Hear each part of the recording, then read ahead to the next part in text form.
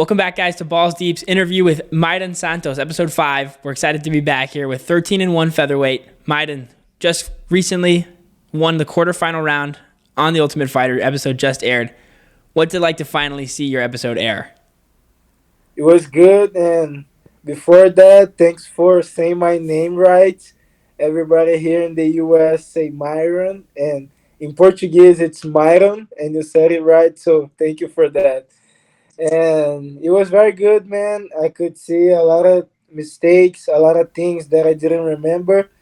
So it was good. I was happy with my performance overall because I know he was a good fighter. So it was cool to watch my episode. Breaking down the fight afterwards, you said you hadn't watched it until it actually came out. What were your thoughts? My thoughts on the fight. Well, I didn't want to lose the first round because we never won that, but I knew there was a thing that could happen, so I was ready because he starts super strong, and a lot of people might think, "Oh, so you were prepared to lose the first round," but if a fighter goes like 100% in the first round, he has like a high percentage that he can win, but he has a high percentage that he can get tired. And I was relying on that because I knew he was gonna get tired, and that's what happened. And second round, I adjust my distance, used a lot of jabs, a lot of calf kicks, and everything worked out for me. So in the first round, what really I feel like was getting you was his takedowns. He's a good wrestler and he was taking you down. And then second and third round, you got this all of a sudden this unpenetrable takedown defense. Every single takedown you were sprawling on him, defending it very well. How did you learn to adapt like that? Man, how I learned that, it's a long story, but I'm gonna tell you like when I start training, I said to my first coach, my first professor in Brazil, and he said, "You wanna be a MMA fighter?" And I said, "Yes." And he said, "Okay, so you can't be on the ground with your back on the ground." And he would put me. I was a white belt at the time, and he would put me to train against black belts. And if I was on my back, he would literally kick my head. And a lot of people might think that's very hard, but that's how I learned to defend takedowns. And sometimes when I'm fighting, I think about that, and it works. So that's how I learned. And also, we train that a lot, like to not try to scramble with him, not try to clinch, sprawl, heavy hips, and get out and go back to striking. So it worked out pretty good for me. That's great. And I'm excited to see it continue to work out throughout the rest of the show. This season specifically was like international season. A lot of different countries, a lot of different guys from different areas. What was it like? Obviously, Brazil is a huge deal when it comes to MMA and UFC and all that. Brazil is one of the biggest countries. What's it like to be the Brazil representative on that show? Man, like I feel honored because Brazil have a lot of legends, and being able to represent a country like that, it's like a big thing for me, and I couldn't be any happier for that.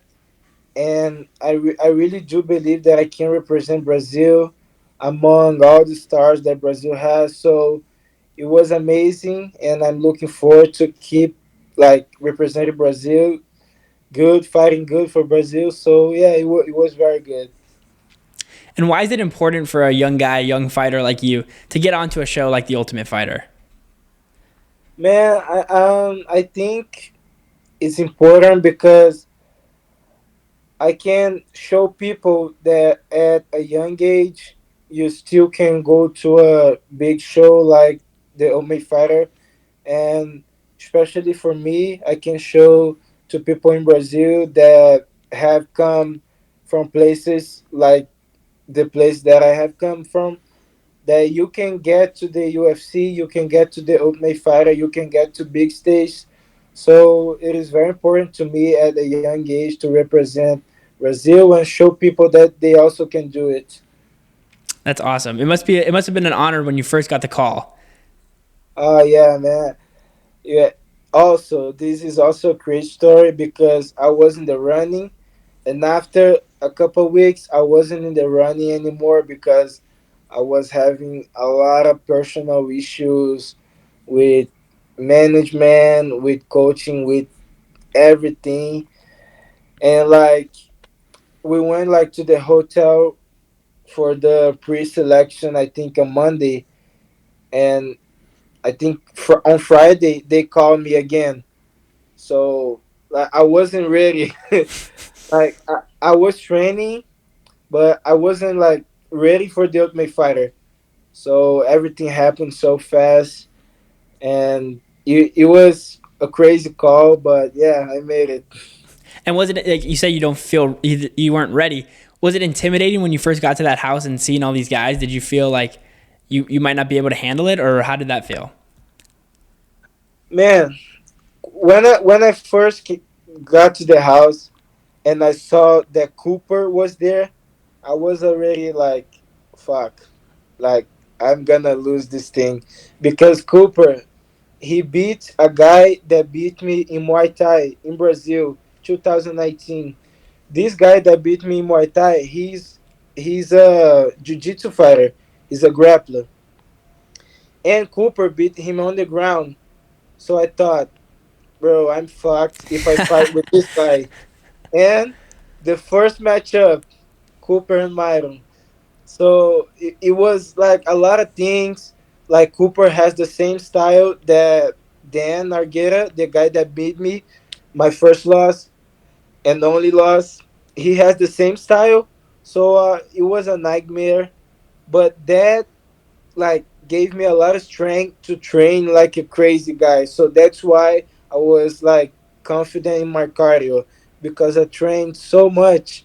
So at first I wasn't ready, but like because of the matchup, that forced me to be ready. So that's the story.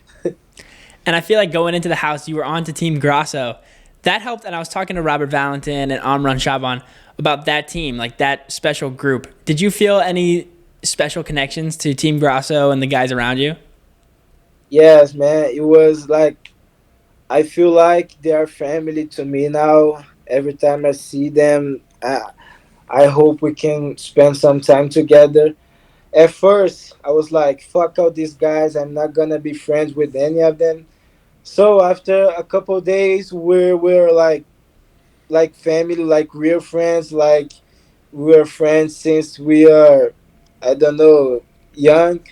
So it was good. It was a special connection with all of them. And man, Team Grasso was great.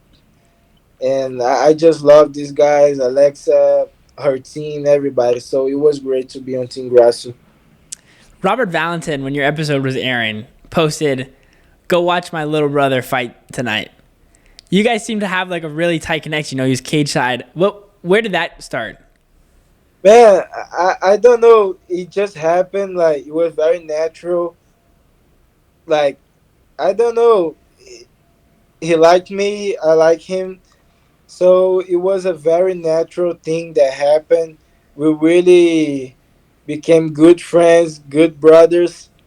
So like my episode didn't show anything about our friendship because he was helping me in the training. He helped me like with 100% of my weight cuts. He helped me with everything, and I had a hard time cutting weight. He helped me with my he hydration. He helped me with everything. So man, he's a special friend to me. Are you excited for that relationship to keep growing as both your careers also grow at the same time? Like you guys are both up and coming guys, and now you have this newborn relationship also.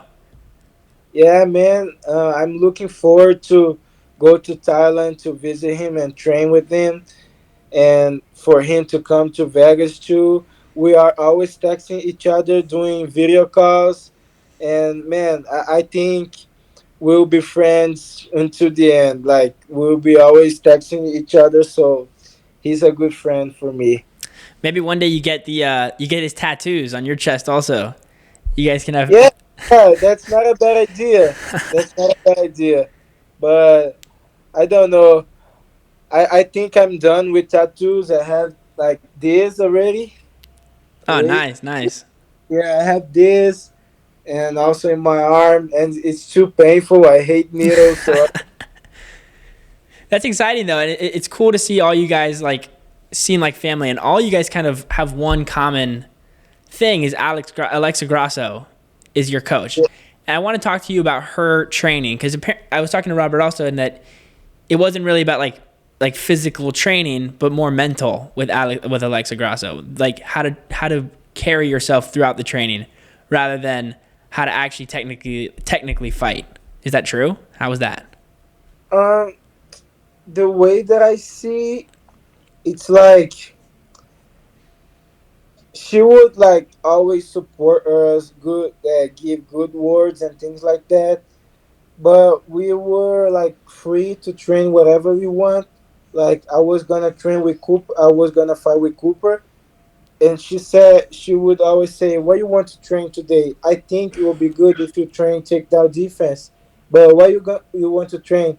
And I would say, "Today I'm tired. I just want to run." And she would, okay. She would go on my side and run with me for like 5 minutes and ask me how I was feeling and saying things like, "You're gonna win this. You are champion." So she definitely like was working a lot our like mental side for the fight, but also we would train with her whatever like we would want to train. So like she was a complete coach and always very sensitive to what we are feeling.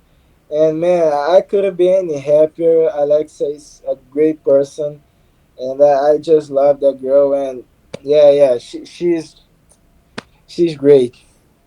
Were you surprised when you realized the caliber or like how good your team was going to be? You know, you had Diego Lopez, you had Alexa's uncle training as well. Was that a shock to you when you first got there? Uh, kind of. I don't know because I was expecting Diego to be there because they are always together. So I was like more excited than like shocked or like nervous. I was super excited, and when she first picked me, I was like, "Hey Alexa, when Diego's coming? Because I want to train with him. I want to learn with him." And he was there all the time. He was there in my fight. So man, I was just super excited to work with them. And is there anything specific you learned from him? Man, one thing that I did with Cooper pretty good was like work a lot of jabs on the chest. That's not a thing that I'm used to do. Usually I work the body, like the liver, but not the chest. And I was jabbing his chest, and sometimes he would try to go for a takedown, and my punch would land on his face because he was like dropping down his level. So I learned that. Also, he teach me a thing about takedown defense that I used in the fight. So yeah, man, it was so great. It was so great. He has so much knowledge and all her team. It was great. Myron, what's next for you, if you can even say it already on like interviews and stuff, but what is next? Man, I'm just training and I can't tell, but the TV will show my next fight, and that's it. I'm training, I'm getting ready, so yeah. Well, I'm super excited to watch your next fight and to watch the rest of your fights throughout your career, Myron. Oh man, thank you. I appreciate you. Thank you so much. Thank you so much for talking with us. Thank you, man. Yeah. Anytime, just text me. We can figure it out. Moving stuff, whatever we can Yeah. figure out. Let's talk. Thank you, Myron. Welcome back, guys. Balls Deep, episode 5. I'm here with Ben Simmons. What's up, everyone? Ben's new to the channel. He's my girlfriend's little brother, Yes, I am. who's a big fan of the UFC, and he wanted to come in, get some thoughts about 304. Yeah, what a lame, lackluster card 304 was. Ben was not a fan. It was all right. I think, Dana was pissed about the whole bonus thing. Yeah, that was ridiculous. I mean, especially King Green. I don't even think people should call him that. It's Bobby Green. Yeah, it's Bobby Green now. That was so lame of him. I mean, that made sense at 300, but at 304 with a pretty mediocre card, I feel like that doesn't slide. Yeah, especially from someone like Bobby Green. And then Dana was like, well, you can blame it on these guys for why it's never going to happen again, which is a bummer. Absolutely ridiculous. Speaking of Bobby Green, Patty dominated him. First round, armbar submission win. Unbelievable performance by Patty Pimblett. Yeah. It begs the question, is he back? I feel like Patty the Batty, when he first made his debut, when he first got big, he was huge. He was like next Conor McGregor. Everyone was loving him. Then he got like some trash decision wins that people thought he was boring, overhyped. But now at this like incredible armbar out of nowhere, first round, highlight reel performance from Patty. I think the hype's back. I think the hype train is right. The hype is back. The crowd wasn't very into it, but you gotta understand that it was 4 a.m. in Manchester, and people were there since 11 p.m. the night before. Yeah, and that's ridiculous. But yeah, I mean, unbelievable performance by Patty. Hit that armbar. I mean, he last won against Tony Ferguson at UFC 296, and he's looking fantastic. The only thing I would say is bring back the bob cut. Yeah, bring back the bob cut. If he brings back the bob cut, then he's fully back. If he does hate that. The braids. Absolutely hate the braids. The bob cut is his thing. He looks pretty tough with it, though. But if he brought back the bob cut, I mean, his aura is off the charts at that point. Yeah, it's pretty sick. Moving on to another thing, a huge performance of the night. Also, it was tough. There was 3 really big performances. It was Patty, Tom Aspinall, and Belal even had a great performance. Belal dominated, but we'll get to that in a little bit. Yeah, we'll get to that in a little bit. First, I want to talk about Tom. He came out saying that he didn't sleep at all for like 22 hours before the fight. He was up like all day the night before, just like thinking about every possible scenario that could go down, and he was ready for anything. And then he just barely taps Curtis Blades on the chin and puts him to sleep. Like, rocks him, he's on the ground, and now he's just on his back, taking him out. TKO win, first round, a minute into the fight. Tom Aspinall is the heavyweight champ, officially, I think. He is the champ. I mean, when you can knock someone out like Curtis Blades with just with a little jab, he missed the right cross. He didn't even hit it. He just hit him with the jab. He fell down. Stunned him. 250 pounds on Curtis Blades' back. Yeah. I mean, how are you going to defend that with a guy like Tom Aspinall? So it's the fight that everyone has to watch. Everyone must go down. John Jones versus Tom. And after this performance, who do you think is going to be like the favorite? I mean, here's the thing. It's like it is John Jones. I mean, John Jones undoubtedly, in my opinion, and everyone else's, especially Dana White, the greatest UFC fighter of all time. Yeah. I mean, never lost a fight. That 12-6 elbow, whatever bullshit. Yeah. That I'm not counting that. He's undefeated. Yeah. He's the greatest UFC fighter. But you have the new guy, Tom Aspinall. I mean, the fastest, moves like a flyweight. I mean, he really does. Amazing jiu-jitsu that he doesn't even have the chance to display. I mean, honestly, if I'm looking at it logistically, I'm gonna favor John Jones. But in my opinion, this is just me. I'm going with Tom Aspinall because he's more active. John Jones hasn't fought since last year in March. Right. He's fought better opponents recently. John Jones fought Cyril Gane. I mean, it's still pretty impressive. He beat him, but now he's fighting Stipe. He's fighting Stipe Miocic. Stipe is old. Man. He hasn't fought in like 2 or 3 years. Yeah. Something like that. Crazy time since his last fight. And Tom's, you're right, he's just had a much more active, much more impressive resume recently. I mean, demolished Sergey Pavlovich in a couple minutes. On short notice to fill in for John Jones. Yeah. I mean, if you don't think Tom Aspinall has a chance yet, has a better chance of just demolishing John Jones, I think you're pretty insane if you wouldn't count him out. I feel like it's an even fight now. I think before it was John Jones, but after Tom's performance, that knockout win on Curtis Blades, I think it's an even line. I think it's an even -110 both sides. Yeah, I'll give it -110 both sides. Yeah, because I just think you can't make Tom an underdog. And Jones hasn't fought in a while. But John Jones is still John Jones, so he's not the underdog, but he's right there even with Tom. What do you think that strategy for the fight is? You think Jones just has to try to wrestle him? I think he's got to try to wrestle him. I don't know. I feel like Jones hasn't really scrapped like that with a heavyweight. Yeah, he hasn't had a good scrap in a really long time. He just took Cyril Gane down and choked him out, and it was over. Yeah.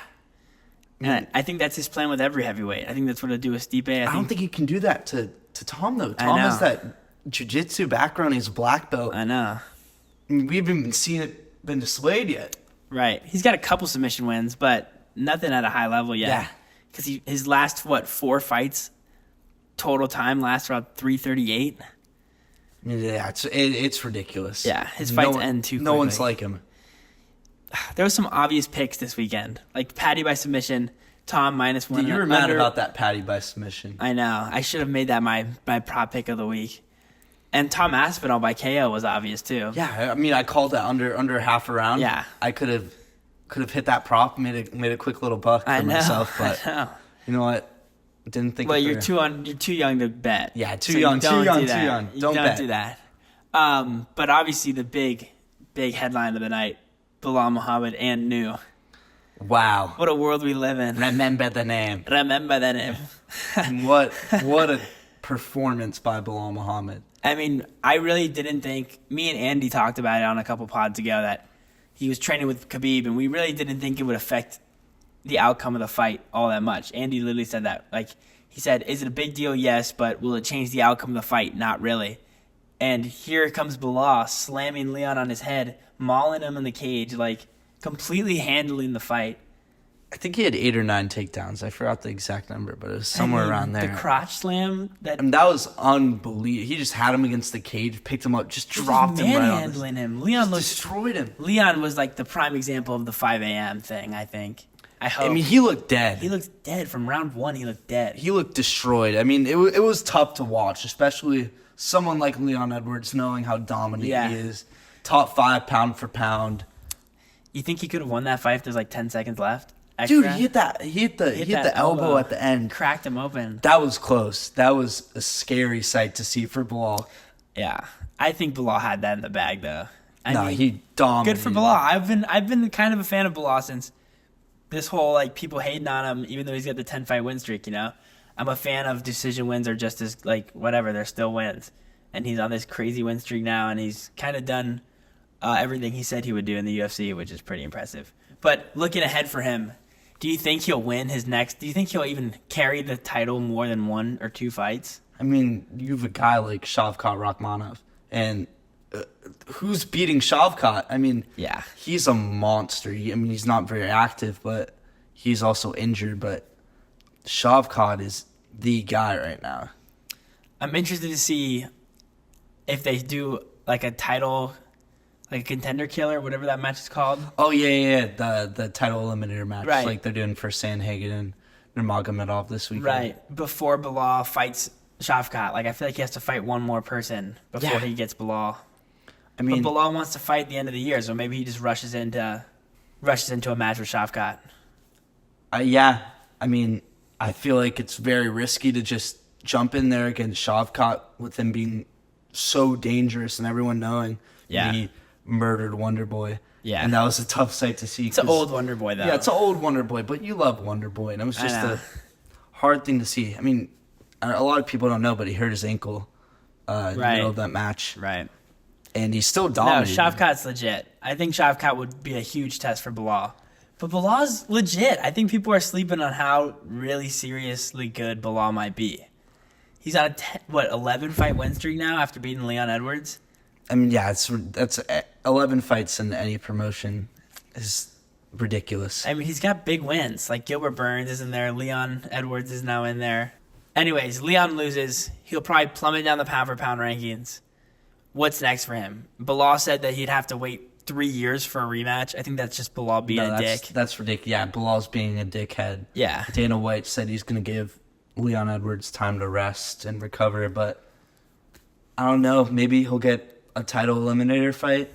I don't know if he wants to do that, though. I feel like he deserves the rematch. He was so dominant for such a long time at that division. But not as the champ, though. You're right. He wasn't as the champ. Which is tough. Because like they usually like Izzy got the auto rematch because he was champ for a minute. Yeah. It's tough because Leon, I feel like he does deserve the auto rematch. I mean, if you're top 5 in that top 5 range, pound for pound, I feel like you should automatically get the title rematch. But Belal, I think, wants to try to run away from Leon. Yeah, I wouldn't risk it trying to go back, especially now that Leon knows Belal's strategy against him. Yeah. Knows that he's going to be heavy on the grappling, on the ground game. And once Leon's so good at just figuring it out. He didn't have, I mean, obviously we saw that he didn't really figure out how to defend what Belal was doing, but if he locks in on a camp knowing what Belal is going to, that he's going to favor the ground game, I feel like Leon can be dangerous in their next fight. I mean, Leon Edwards is still Leon Edwards. I think he just had one bad fight. Like, we saw him against Kamaru Usman the first time he fought him. He was looking just the same as he was looking against Belal, but he never found that crazy head kick at the end, you know? Yeah. I think he'll be back. I feel like Leon Edwards is a champion name and Belal Muhammad isn't a champion name. Like, you know what I mean? Like, I don't think Belal will last that long as champ. But who knows? Maybe he does. He's proved a lot of people wrong. It's kind of been his whole thing. Does. Yeah. Looking ahead to this weekend, Chito Vera versus Davis and Figueiredo is my fight of the weekend by far. Ben, what's yours? I mean, I'd have to agree. I'm so excited. I'm surprised that's a co-main on a fight night. I mean, that's so exciting. It's disappointing Nick Diaz isn't fighting this weekend, but who really wanted to see Nick Diaz fight? It would be more exciting if it was him versus Tony Ferguson fights too. It's going to be an all right little fight night card. It's a good fight night. It's an exciting one. Definitely more exciting than the recent fight nights we've been having. Yeah, the last two have been brutal. Pretty brutal. Anyways, guys, thanks for listening. Ben, we'll probably see you back here in a long time. It'll be, I don't know, who knows? Who knows? Who knows? Maybe something crazy will happen. Yeah. Thanks, guys. See ya. See ya.